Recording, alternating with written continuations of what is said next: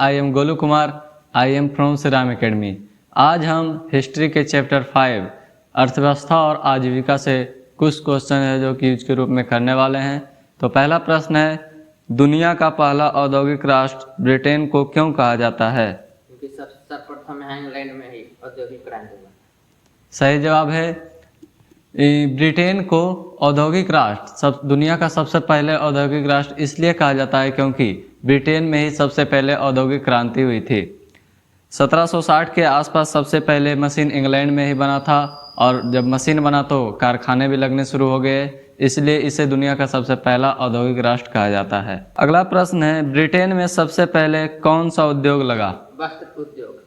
सही जवाब है। ब्रिटेन में सबसे पहले वस्त्र उद्योग लगा जिसमें सूती उद्योग था और कपास उद्योग। तीसरा प्रश्न, भाप का इंजन कौन बनाया? जेम्स वाट 1769 में। सही जवाब है। भाप इंजन का आविष्कार जेम्स वाट ने 1769 ईस्वी में किया था और 1771 ईस्वी में पेटेंट किया गया इसको।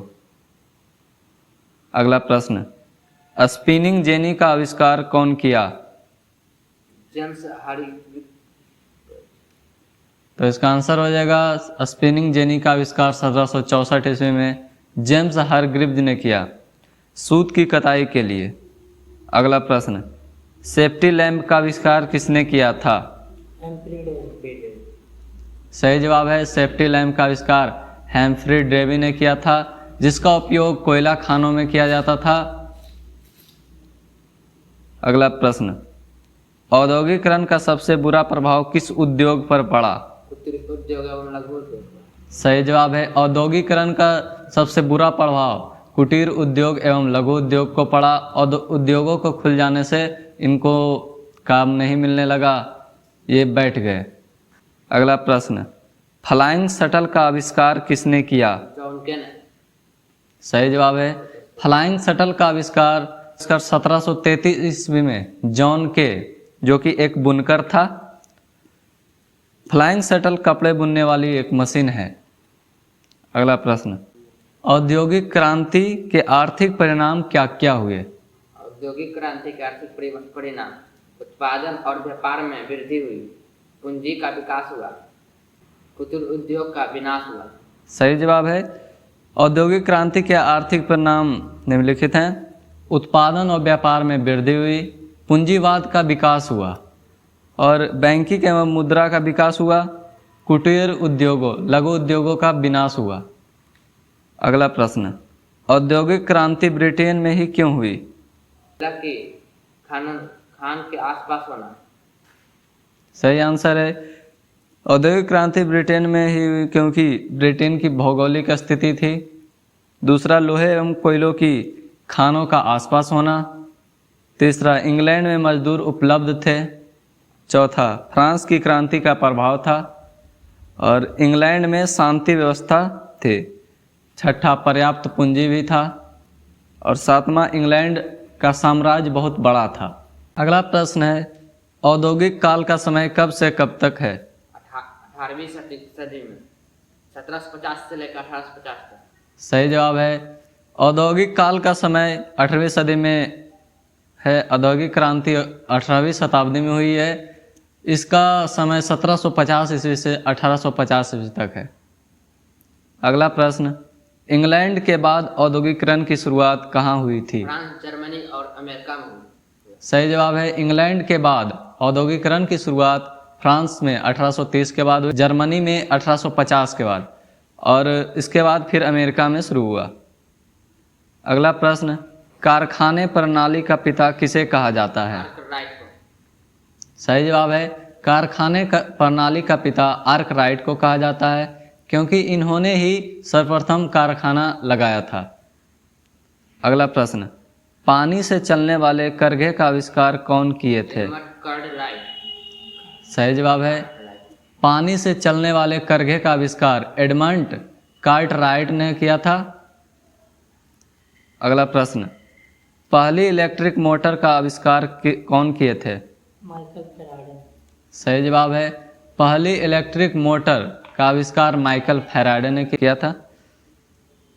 अगला प्रश्न, उपनिवेश क्या है? सही आंसर है जब कोई शक्तिशाली देश कमज़ोर देश को अपना गुलाम बना लेता है तो वह उसका उपनिवेश कहलाता है। उपनिवेश जैसे भारत उपनिवेश रहा ब्रिटेन का 200 वर्षों तक। अगला प्रश्न है, उपनिवेशवाद क्या है? जब किसी कमजोर देश पर किसी ताकतवर देश का तो इसका आंसर हो जाएगा, जिस तरह से हमने बताया आपको कि उपनिवेश किसे कहते हैं, तो उपनिवेश बनाने की प्रक्रिया को ही उपनिवेशवाद कहते हैं। जैसे जब कोई शक्तिशाली देश कमज़ोर देश पर अपना अधिकार प्राप्त कर लेता है तो वह उसका उपनिवेश कहलाता है और इस प्रक्रिया को उपनिवेशवाद कहते हैं। अगला प्रश्न है, पूंजीवाद क्या है? तो इसका आंसर हो जाएगा, पूंजीवाद एक ऐसी व्यवस्था है जिसमें देश के सभी उत्पादन के साधनों पर निजी व्यक्तियों का अधिकार होता है, उसे पूंजीवाद कहते हैं। जैसे भारत में पूंजीवाद भारत के लिए सही नहीं है। इसमें पूंजीवाद में निजी व्यक्ति का जो उत्पादन करता है वो अपना लाभ के लिए करता है, इसलिए यह भारत के लिए सही नहीं है। अगला प्रश्न, समाजवाद क्या है? समाजवाद उस देश में जो उत्पादन के जवाब है समाजवाद एक ऐसी व्यवस्था है जिसमें सभी उत्पादन के साधनों पर सरकार का अधिकार होता है। इसमें किसी खास व्यक्ति निजी व्यक्ति के हाथ में नहीं होता है, सरकार के हाथ में होता है और भारत के लिए यह भी सही नहीं है। पूंजीवाद के से ही समाजवाद का उदय हुआ है। पूंजीवाद में मजदूर वर्गों का शोषण होता था, इसलिए समाजवाद का विकास हुआ। अगला प्रश्न है, साम्राज्यवाद क्या है? अपने साम्राज्य को फैलाना साम्राज्यवाद कहलाता है। सही जवाब है, अपने साम्राज्य को फैलाना साम्राज्यवाद कहलाता है। साम्राज्यवाद और उपनिवेशवाद लगभग एक ही है। साम्राज्यवाद और उपनिवेशवाद के कारण ही विश्व युद्ध हुआ था। अगला प्रश्न, अंधकार महाद्वीप किसे कहा जाता है? सही जवाब है, अंधकार महाद्वीप अफ्रीका को कहा जाता था। इसे भी अंग्रेजों ने टुकड़ों में बांट दिया था। अगला प्रश्न, प्रथम विश्व युद्ध कब से कब तक चला? 1914 से लेकर 1918 तक चला। सही जवाब है, प्रथम विश्व युद्ध 1914 ईस्वी से 1918 ईस्वी तक चला। इसका जैसा कि आप लोग जानते हैं कि प्रथम विश्व युद्ध का कारण भी उपनिवेशवाद और साम्राज्यवाद ही था। अगला प्रश्न है, पुर्तगाल की राजधानी कहाँ है? लिस्बन। सही जवाब है, पुर्तगाल की राजधानी लिस्बन है। अगला प्रश्न, प्रथम अफीम युद्ध किसके बीच हुआ था? चाइना और ब्रिटेन के बीच। सही जवाब है, प्रथम अफीम युद्ध चाइना और ब्रिटेन के बीच हुआ था, जिसमें चीन की हार हुई थी और ब्रिटेन जीता था। अगला प्रश्न आप लोगों के लिए, प्रथम अफीम युद्ध का समय क्या था? इसका जवाब आप हमें कमेंट में दीजिएगा। तब तक के लिए धन्यवाद।